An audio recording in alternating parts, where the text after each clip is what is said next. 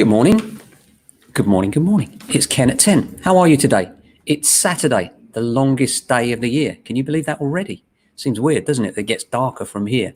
We've got a long time of the summer to go, and all good news really at the moment. We're looking at coronavirus figures going down, the country unlocking, and the numbers are good. I mean, in terms of the sales volumes, just looking at the figures, which I'll come on to in a minute, they're looking particularly good. Saturday today, so as usual, we're all out, viewings, valuations, meeting people, love that. And it's nice actually to get away from virtual things and getting into the reality of really meeting people, albeit with PP on and everything else. At least we're actually, getting out there and meeting people. It's rather nice. Just in terms of the numbers, 20 CI have come out with some bits. Looking at the numbers of sales in June, if you look at the sales in June last year, we had 31,955 properties on the market and 22,880 sold. And you look at this year, 33,081 came on the market and 24,341 sold. So you can see from that, the evidence is that sales are up.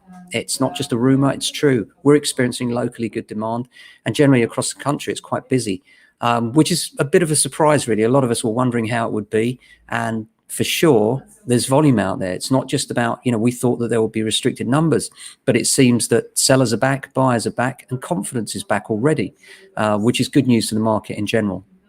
In other things, the weather here looks like it's about to chuck it down any moment. But if you're thinking of viewing a property, being the longest day, got to be the best day for view if there's the most light. So if you're thinking of viewing things, give us a call. We are almost all completely out, but we will find space for you if you want to view something today, even if we have to stop over and wait.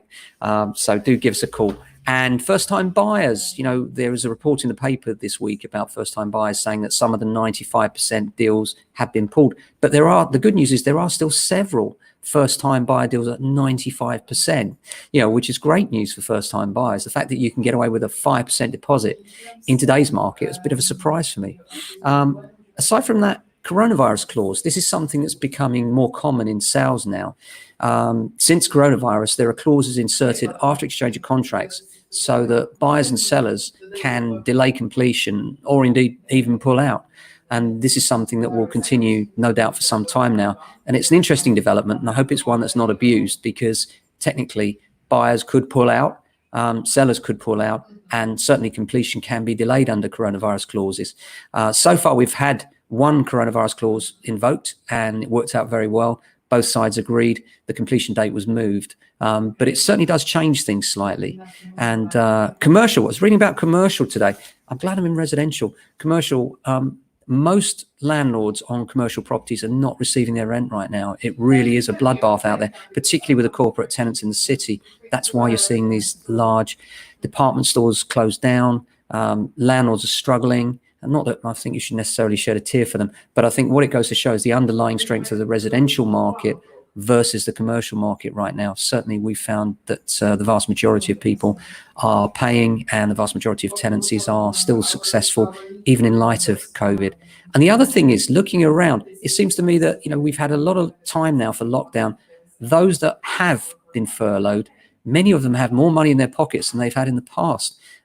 Because they're not working and because they're not buying those lunches and whatever else. Some people are actually finding that they're significantly better off with that 20% missing from their salary.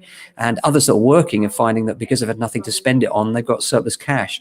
So I think there's quite a surprising bounce coming on the high street as soon as things completely unlock. I know a lot of people are desperate to see their hairdressers and their nails people, including my wife, particularly with the nails thing. But so interesting. All good news today, all green lights, and things are looking better. Football this weekend back. I was watching one of the guys. It's weird, isn't it? Seeing them in the stadiums, no crowds, and then watching the guy, and he's got these 3 buttons: away goal, home goal, and cheer. And you think, wow, that's really weird. Looking forward to the days when we can all go out, get back to normal, and get back to live sport, live music, live theatre. I can get back to my band, and we can get back to normal. But in the meantime, things are improving every week now. I can see a light at the end of the tunnel. Hope you can too. Hope you have a fabulous weekend. That's it from Ken at 10 until Monday morning. I'll see you then. Take care.